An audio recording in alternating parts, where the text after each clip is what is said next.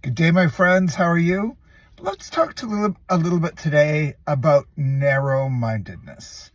Now, this is something that we often attribute to people who have very rigid thinking. We often attribute it to people who come out of a strong religious belief system or are currently in a strong religious belief system, which dictates the parameters around what you are allowed to think. We're going to vogue like Madonna when we say that. Narrow-mindedness is really one of the things that, number one, examining your belief system and really looking at if the beliefs that you have are your own or are they just inherited. And if they are inherited, have you really examined them and experienced personal, spiritual, or psychological benefits from them? Is your experience making those beliefs still of value to you? Or are you just trapped in a mindset based on old beliefs that no longer serve you? And beliefs aren't just religion. Beliefs are self-concept. Beliefs are opinions about the world. Beliefs are opinions about politics, about other people. So again, I'm not just picking on religion here. We come from a society that wants to program your belief system. So no matter what you think, there is a certain amount of narrow-mindedness that we all hold because it is programmed into us. And that's kind of how our society functions. And narrow-mindedness can also lead to conflict because you have one group that has one set of belief systems, and then you have another group that has a completely opposite set of belief systems. And we're often constantly demonstrated the conflict, not the contrast, the conflict. And we had a video before about the difference between contrast. Oh, someone believes differently than me. How can I approach this in a meaningful context of conversation? How can I honor their right to believe what they do? And how can I listen to them in such a way that I am not creating further division, which is conflict, is what conflict causes? Or am I listening to in a compassionate way so I can acknowledge and hear what someone else is saying and comment or not comment, which is sometimes a far more powerful choice about their beliefs. But narrow-mindedness is just one of those things that we all have to deal with. And it's by, like I said, number one, examining our belief system. And number two, which is a very powerful way to make sure you are not acting in a narrow-minded way.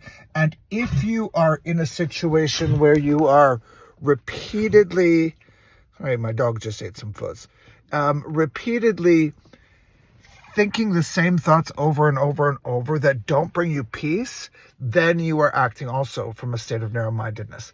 Now, the number two approach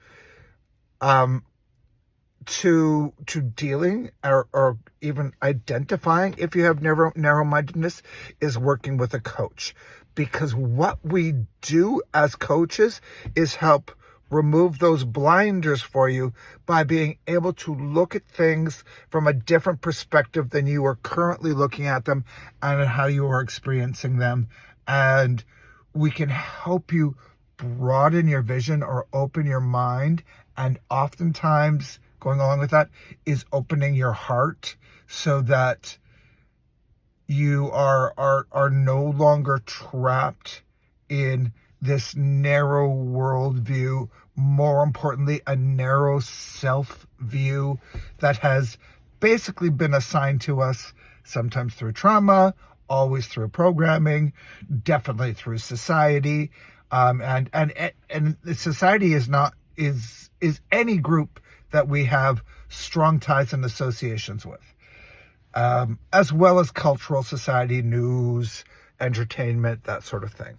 So the power of coaching comes in to have someone who is not directly tied to your situation, but is that step or two or three removed that can help you look at things or identify thought patterns and perceive them in a different way. And that's not someone else telling you what to do.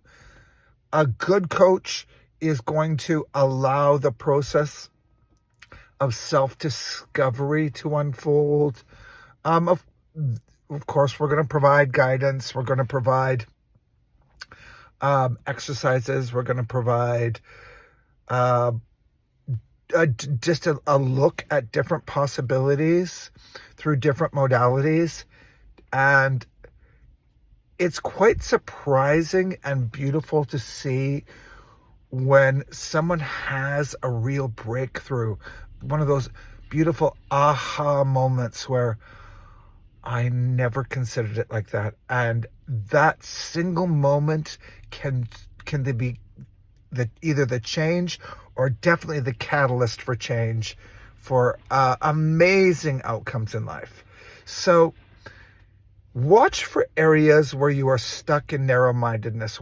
It's very easy to identify it in other people. Not so easy to identify it in ourselves, because most of us do not want to consider ourselves narrow-minded.